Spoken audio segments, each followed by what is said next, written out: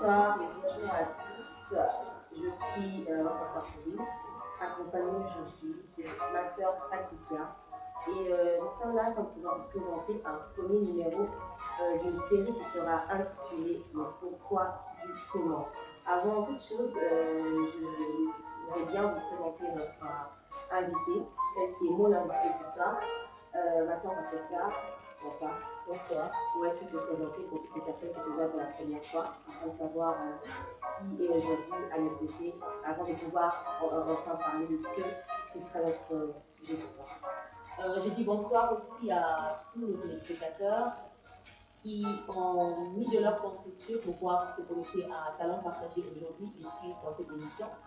Je m'appelle Patricia Kabamba Ekosi, je suis l'initiatrice du projet Talent Partagé. En fait, Talent Partagé, c'était d'abord un message que l'Éternel avait voulu donner à son peuple par rapport aux capacités, aux potentialités que Dieu a mis à tout un chacun de nous, afin que l'homme, afin que tout être vivant sur la terre soit un multiplicateur de ce qu'il a reçu du Seigneur. Mais aujourd'hui, Talent Partagé, c'est aussi une plateforme. Talent Partagé, c'est une chaîne YouTube. Talent Partagé, c'est une page. Et puis, c'est une plateforme au sein duquel nous avons la possibilité de pouvoir promouvoir toutes les potentialités que notre Dieu a placées en nous, toute potentialité qui se trouve dans les êtres humains. Très bien expliqué. Donc, si on peut résumer, premièrement, notre sœur Patricia, tu es une femme, as-tu des responsabilités familiales, es-tu mariée, célibataire, tu as des enfants, tu travailles? Oui, merci beaucoup, sœur Corinne, pour la question. Je suis mariée au pasteur Simon. Je suis mère de 3 enfants. J'ai 2 belles petites filles et puis un mignon petit garçon. Et je travaille aussi, je suis employée. Je travaille dans une entreprise financière de la place. Mais à part ça, je suis aussi traductrice professionnelle. Je travaille dans un office de la ville où j'habite. Ma soeur Patricia, aujourd'hui, on sait qu'on vit dans un monde d'intérêt. Est-ce que Talent Partagé n'a pas un agenda caché ou un intérêt quelconque? Parce que les gens pourraient se poser la question, quel est l'intérêt de pouvoir faire une page afin de pouvoir promouvoir les talents des autres? Y a-t-il quelque chose que l'on veut à tout prix obtenir en retour? Est-ce peut-être que tu cherches peut-être à avoir plus de followers, les gens qui te suivent? Est-ce que tu cherches peut-être, parce qu'aujourd'hui nous savons que par les réseaux sociaux, par le moyen de YouTube par exemple, il y a beaucoup de personnes qui se font de l'argent. Est-ce qu'il y a aussi quelque part un intérêt quelconque derrière? Serais-tu sincère de l'avouer si c'était le cas, ou si ce n'est pas le cas, quel est réellement le but qui t'a poussé ou qui te pousse encore à pouvoir maintenir une telle plateforme? La question de Corinne, elle est très pertinente, elle est vraiment très pertinente, mais chaque question mérite une réponse et je pense que c'est une question qui mérite d'être posée. Talent Partagé, c'est une plateforme sans but lucratif. Donc, nous ne sommes pas une SPRL, nous ne sommes pas une société des personnes à responsabilité limitée, mais nous sommes une plateforme sans but lucratif. La sœur Corinne demandait quel gain y a-t-il à faire, comment je peux dire, à créer une telle plateforme.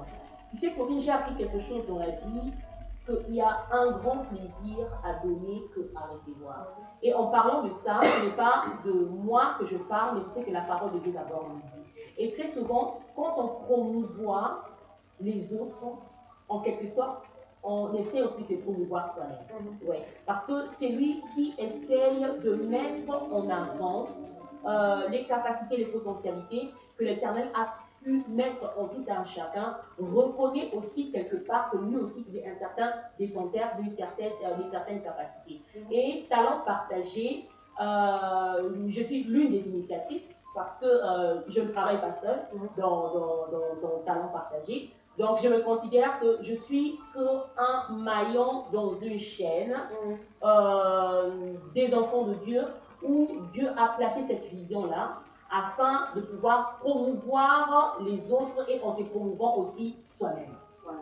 Et par là, permettez-moi de pouvoir, pour 2 secondes, sortir de mon rôle de modératrice de cet entretien pour pouvoir parler maintenant comme étant aussi une partie de l'initiation. Eh bien, vivre dans ce monde, il y a un proverbe qui dit que vivre sans impacter le monde, c'est quelque part vivre sans avoir laissé des traces. Parce que vous savez, nous devons faire partie de ceux-là qui ne cherchent pas à se poser la question qu'est-ce que je peux obtenir du monde, mais de ceux-là qui doivent se poser la question qu'est-ce que je peux apporter au monde. Et c'est un peu ça, la vision de talent partagé, si on peut la dire comme ça en quelques mots. Eh bien, ce sont des gens qui ont compris, qui ne sont pas des mendiants qui doivent demander ou chercher à obtenir des autres, mais ce sont des personnes qui, parce qu'elles sont devenues, sont appelées à pouvoir offrir, influencer, laisser des traces dans ce monde qui vont parler pour nous. Quand nous allons quitter cette terre, eh bien, nous aurons ces traces qui vont pouvoir parler. Maman Patricia, ou ma soeur Patricia,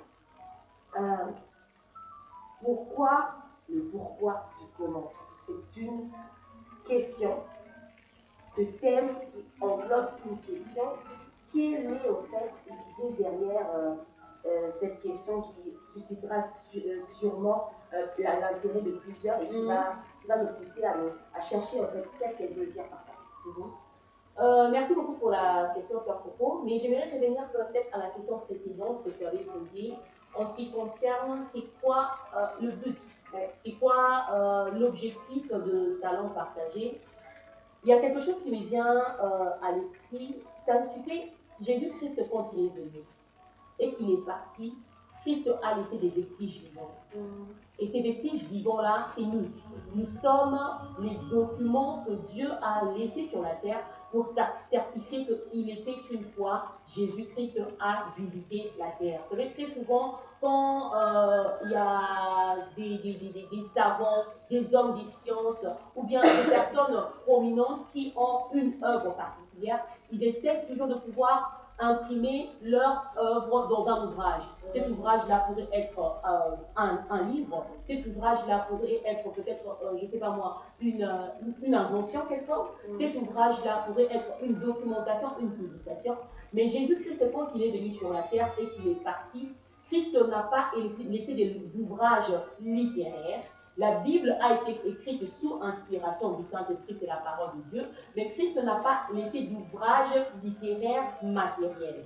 Mais Christ a laissé des vestiges vivants, c'est-à-dire des hommes qui doivent témoigner au travers de leur potentialité, au travers de leur capacité, qui leur est doté par le Saint-Esprit, qu'il était une fois Christ visita la terre. Et c'est ça aussi le but de cette plateforme Talent Partagé, de pouvoir témoigner, de pouvoir promouvoir les potentialités qui montrent au travers de notre société qu'il était une fois Jésus-Christ avait visité la terre. Waouh, c'était beau ça, franchement.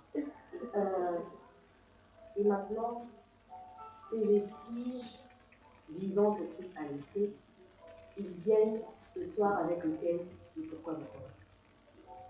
Pourquoi le pourquoi du comment? Qu'est-ce qui englobe en fait ce thème? Qu'est-ce qu'il y a de caché que l'on va découvrir durant toute cette série qui commence aujourd'hui et qui aura à être développée encore les jours? Merci beaucoup pour la question.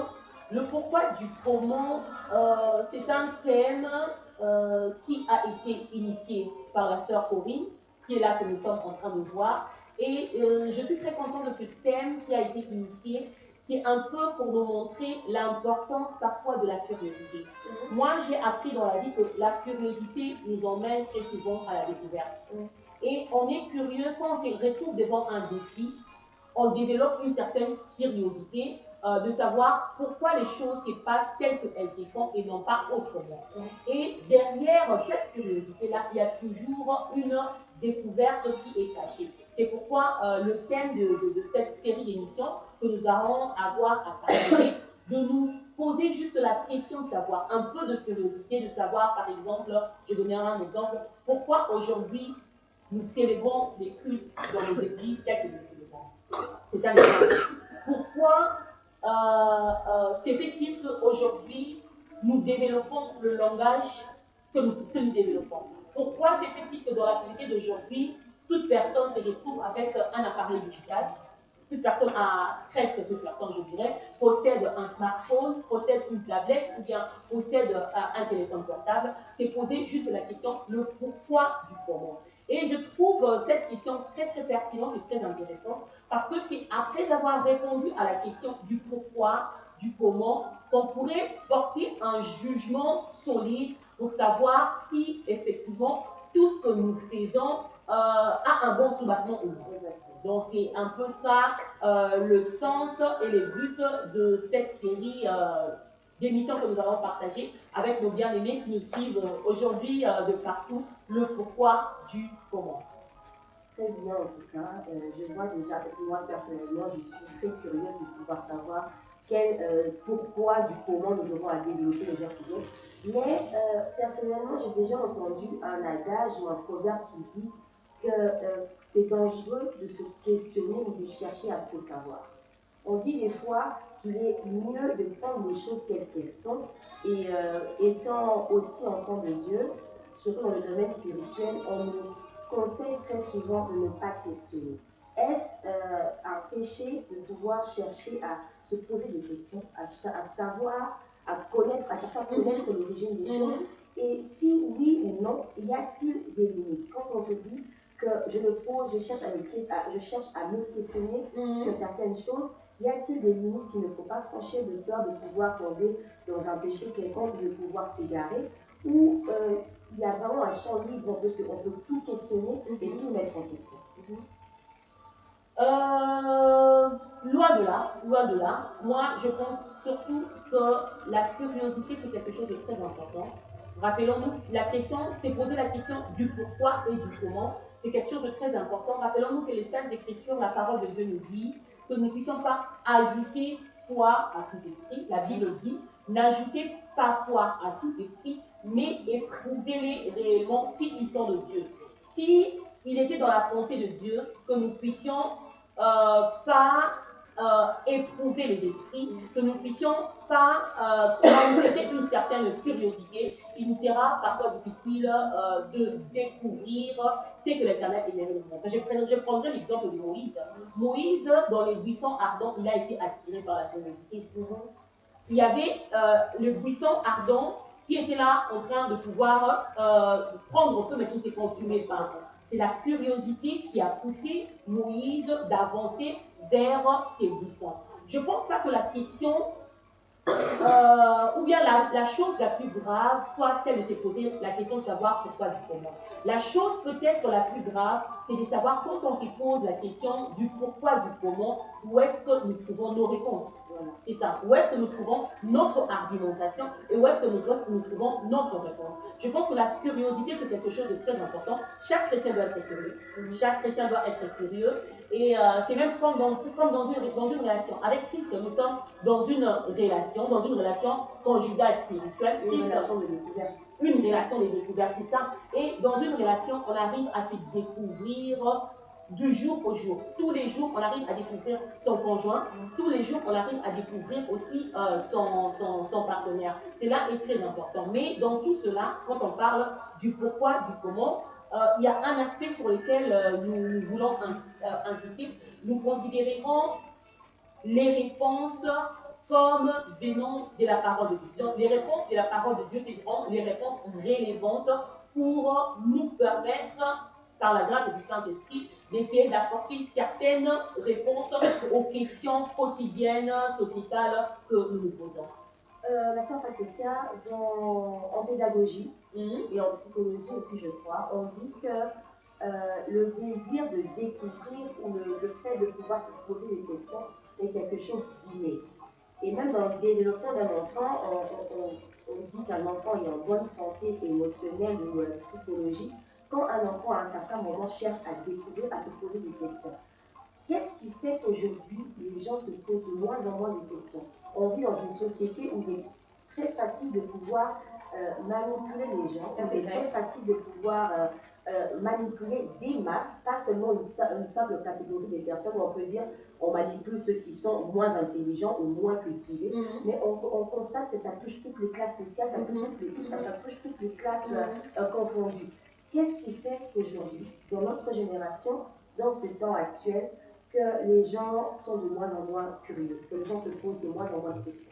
Corinne, tu sais, je pense que c'est là à avoir aussi, on vit dans une société où nous voulons la facilité dans toute chose. Ça veut dire qu'on aimerait qu'il y ait une personne ou bien une certaine catégorie de personnes qui accompliraient un travail au préalable et que nous, par après, nous n'aurons pas à pouvoir suivre ou bien à pouvoir, comment je peux dire, argumenter certaines choses.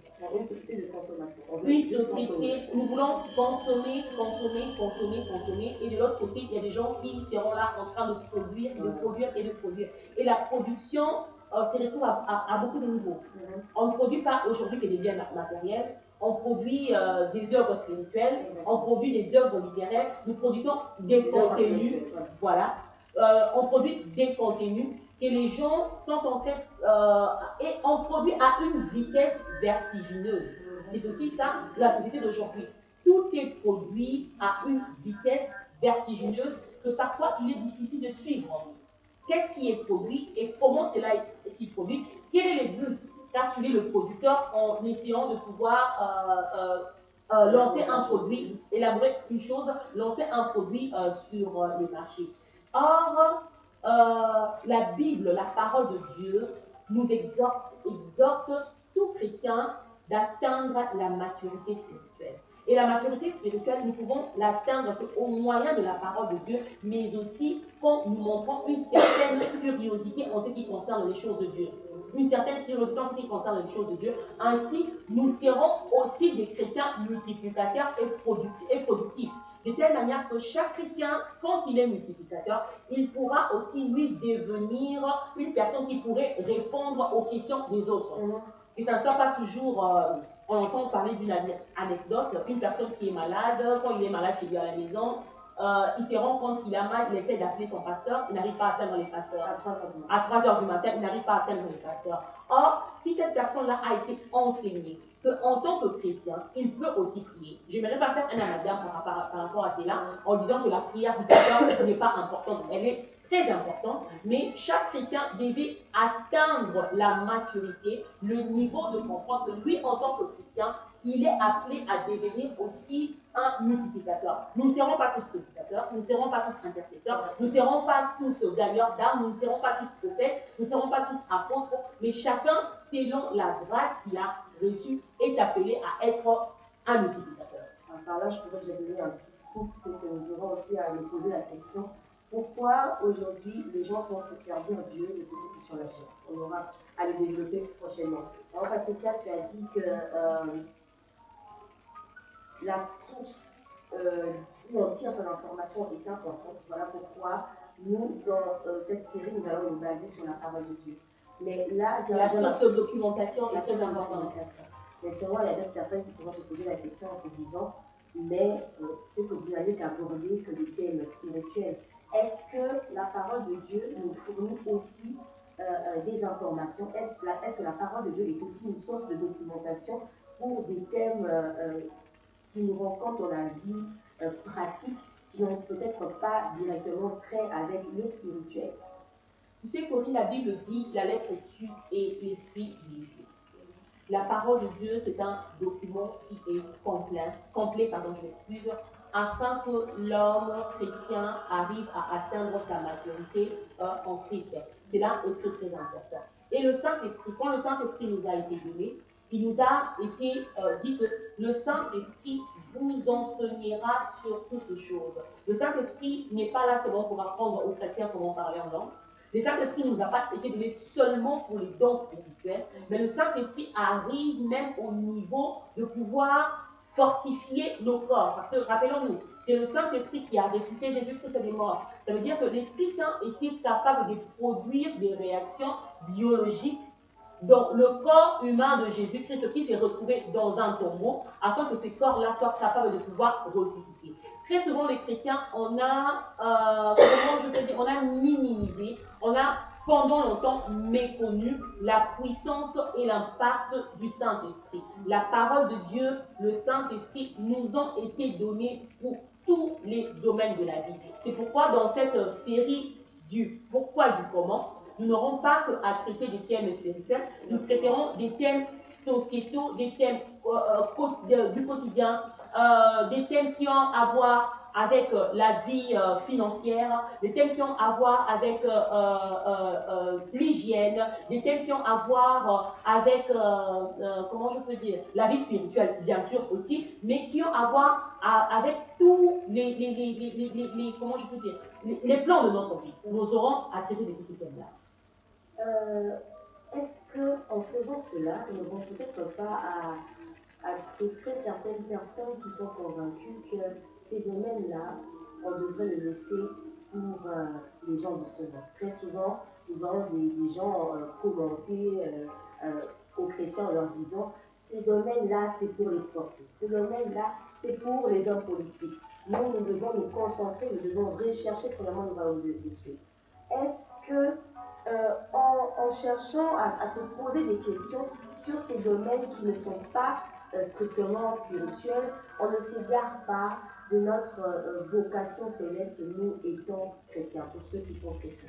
S'égarer de la vocation céleste, loin de là, loin de là. Parce que le chrétien, nous ne sommes pas de ce monde, mais nous vivons dans ce monde. Et en ce monde, vivant dans ce monde, nous sommes appelés à pouvoir apporter un témoignage.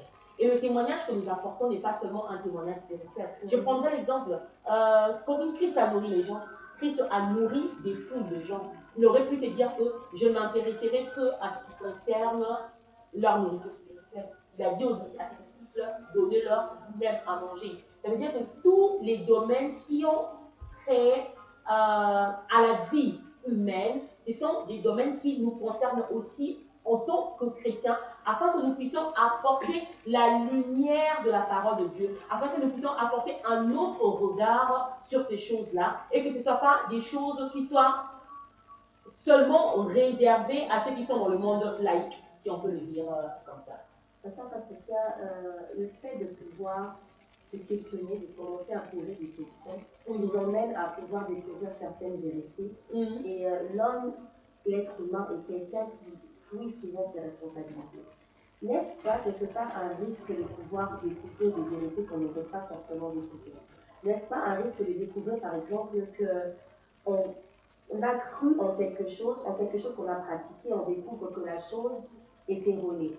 Et après, il y a deux questions dans cette question que je pose.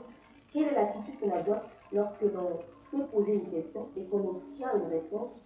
Quelle est l'attitude à adopter? Est-ce que l'on continue à faire comme si on ne savait pas, on n'était pas au courant de la réponse? Est-ce que l'on prend la réponse en considération? Qu'est-ce que l'on doit faire après? Quel est le pas à faire après? Vous connaîtrez la vérité et la vérité vous rendra libre, a dit le Seigneur Jésus-Christ. L'Éternel aimerait que les chrétiens et surtout l'Église, l'épouse de Christ, arrivent à s'affranchir dans tous les domaines. Et le seul vrai atout pour rendre la liberté à quelqu'un, c'est de lui apprendre la vérité. La vérité ne va pas toujours dans les sens de nos pensées, parce que très souvent nous pensons que la vérité a à voir à faire avec notre manière de pouvoir voir les choses. Loin de là, loin de là. Parfois la vérité ne nous caressera pas dans les sens du poil, mais si réellement nous voulons être affranchis dans tous les domaines de la vie, nous devons être aussi capables de pouvoir affronter la réalité, de pouvoir affronter la vérité, je m'explique. Je ne parle pas de la réalité, mais je dis que affronter la vérité. Il y a une différence entre la vérité et la réalité. La réalité, c'est ce que notre œil humain est capable de pouvoir palper, c'est que le physique est capable de pouvoir palper, mais la vérité, en fait, c'est la parole de Dieu. La vérité, c'est le regard, la lumière de la parole de Dieu sur un sujet bien déterminé. La vérité, ça veut dire emprunter les yeux de Dieu, prendre les lunettes de Dieu, si je peux l'appeler comme ça, entre guillemets, afin de voir comme Dieu est en train de voir. Et ce n'est que par cela que nous pouvons devenir affranchis. Voilà. J'aimerais surtout insister sur le point que nous ne pouvons pas pouvoir détenir les réponses à toutes les questions. Loin de là, loin de là, nous ne nous attendons même pas à pouvoir répondre à ces questions, mais nous comptons entièrement sur le Saint-Esprit afin de pouvoir nous enseigner, parce que c'est son travail. Il a été envoyé afin de pouvoir nous enseigner sur toutes choses, mais nous pensons que toute chose commence par un questionnement. Il faut bien que les gens puissent se questionner. C'est vrai. Tant qu'on ne prendra pas la décision ou on ne fera pas la démarche de pouvoir se questionner, eh bien, le Saint-Esprit ne pourra pas nous parler. Ce sont des choses qu'on ne cherche pas à savoir ou à comprendre. Nous allons bientôt chuter vers la fin. Quel serait ton mot de la fin afin de pouvoir communiquer à ceux-là qui nous suivent et surtout afin de pouvoir donner une sorte de directive pour la série qui vient à peine de commencer? En tant que mot de la fin, j'aimerais encourager tout le monde, même dans notre vie quotidienne, que nous ne faisons pas se poser la question du pourquoi, du comment, juste quand on sort live sur Facebook, mais même aussi dans nos vies quotidiennes. C'est pourquoi j'aimerais demander, lancer un appel à toutes les personnes qui nous écoutent. Si vous avez des thèmes qui vous tiennent à cœur, n'hésitez pas de nous contacter sur le site de Talent Partagé. Vous pouvez aussi nous retrouver sur YouTube et puis nous envoyer vos suggestions, vos avis, vos considérations, parce qu'il ne s'agit pas seulement des questions que nous posons. Peut-être même aussi que nous ne pourrons pas apporter la réponse à toutes ces questions. Il n'y aura pas que nous qui allons répondre à ces questions. Nous aurons des invités aussi sur ces plateaux qui seront emmenés à pouvoir débattre de certains thèmes avec nous. Mais nous pensons que ça vaut la peine, au moins une fois dans sa vie, de s'être posé la question pourquoi, du comment. La curiosité emmène à la découverte.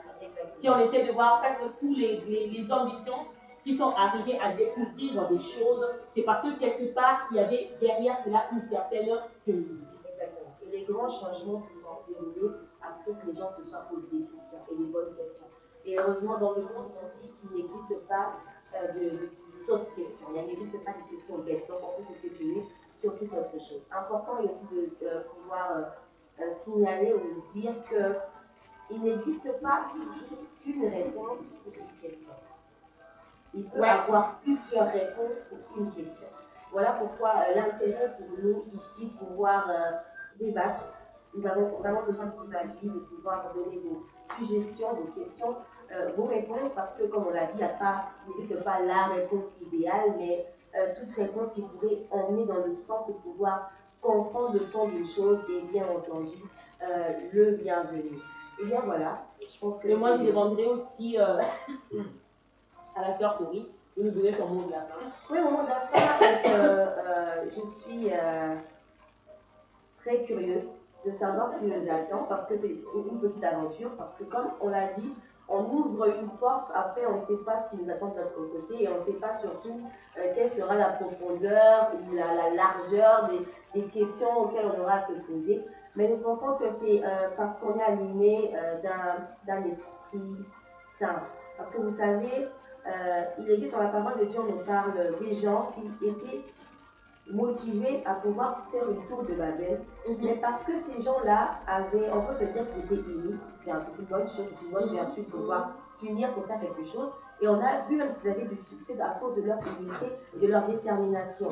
Mais la Bible dit qu'ils étaient animés d'un esprit qui n'était pas bon, qui n'était pas sain. Mais lorsque nous considérons... Donc tu veux dire que la motivation joue un grand rôle? La motivation joue un très grand rôle. Ok. Parce qu'on peut se chercher à poser des questions afin de pouvoir se vanter de ses propres connaissances. Non, nous cherchons à nous poser des questions afin de pouvoir mieux faire les choses. Afin de savoir, c'est un peu comme un rétroviseur aussi. Lorsqu'on se pose des questions, ça nous permet de pouvoir savoir où situer nous-mêmes. Savoir si on est encore dans la bonne voie ou on n'est pas dans la bonne voie. Parce que des fois, on se contente à croire nous-mêmes que l'on fait bien les choses, mais parce qu'on ne se pose pas les questions pourquoi je fais ce que je suis en train de faire, tu es déjà détourné. Mais le fait de pouvoir se questionner soi-même, la Bible appelle ça veiller sur soi-même. Et bien, se poser des questions, c'est aussi une manière de veiller sur soi-même. De veiller si on est toujours en train de faire les choses telles que Dieu le veut, parce que Dieu a son modèle, et c'est son modèle que nous devons suivre. Quand vous voyez, quand Dieu a donné le modèle du tabernacle, c'est un modèle détaillé, précis, pour dire que Dieu Il n'y a pas d'hasard. Voilà. Donc, je suis contente de pouvoir poser des questions ensemble, avec vous, avec ma chère invitée et avec tous les autres invités que nous aurons à avoir ici avec nous. Et voilà, nous sommes déjà arrivés à la fin. Nous souhaitons une très bonne soirée. Très bonne Très bonne journée pour ceux qui nous regardent, c'est la journée. Pour ceux qui auront à nous suivre en différé, en tout cas, que le Seigneur vous bénisse. Et on se retrouve donc prochainement sur cette émission dans Talent Partagé. Je vous prie de partager la vidéo afin que d'autres personnes qui n'ont pas suivi puissent avoir l'opportunité de pouvoir nous regarder. Aimez la page Talent Partagé afin d'être toujours signalé une fois qu'il y aura une émission. Et voilà, partagez la bonne nouvelle qui est que le pourquoi du comment est en train de se dérouler ici, là, dans Talent Partagé. Que le Seigneur vous bénisse. Au revoir. Au revoir, que Dieu vous bénisse. Vous qui nous suivez de partout, au revoir. Au revoir aux États-Unis, au revoir en Afrique, au revoir partout.